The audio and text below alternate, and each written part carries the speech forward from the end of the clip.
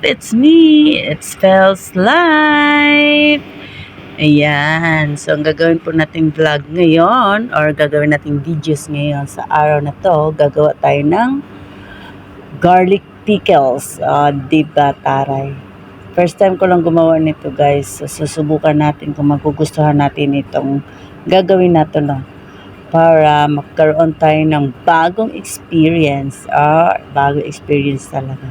Ayan, so pinagpatuloy ko na ang pagbabalat ng bawang natin, guys. Bago natin tapusin ang pagbabalat ng bawang, kung sino pa yung hindi nakapag-subscribe sa channel ko, our channel, Taray Social. So, ayan. Follow nyo lang po yung account ko na si Fel's Life. At saka yan na nga po, tinutuloy na natin ang pagbabalat ng bawang. At kailangan, huwag kayong makalimot mag-like and comments kung nagustuhan nyo yung video ko na to, o diba? Pero kung hindi naman, pwede rin kayo mag-comment na meron kayong hindi kayo nagustuhan para malaman ko naman kung paano ko or kung paano ang gagawin ko, o diba? So ngayon, tapos na tayo magbalat ng bawang. Ito na nga, guys, ang isusunod natin. Lalamusakin natin yan ng asin. Ayan. Pinapakita ko muna sa inyo yung bawang at asin.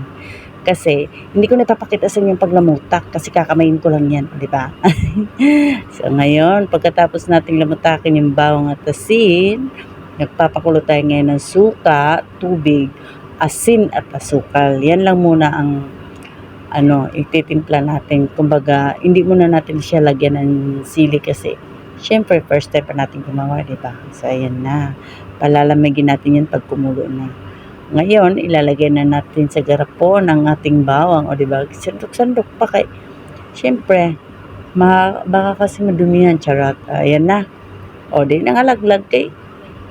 Kutsara-kutsara pa. Ayan, pinulot na, kinamay na lang. O, diba? Ako lang naman ang kakain. Malinis naman yan. Charot.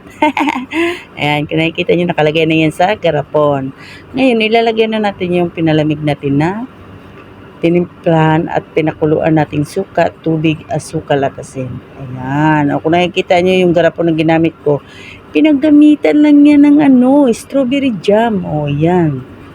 Kasi wala tayong nakitang empty bottle. Charot, empty bottle. English pa. O, yan. Diyan natin siya ilagay ngayon sa strawberry jam.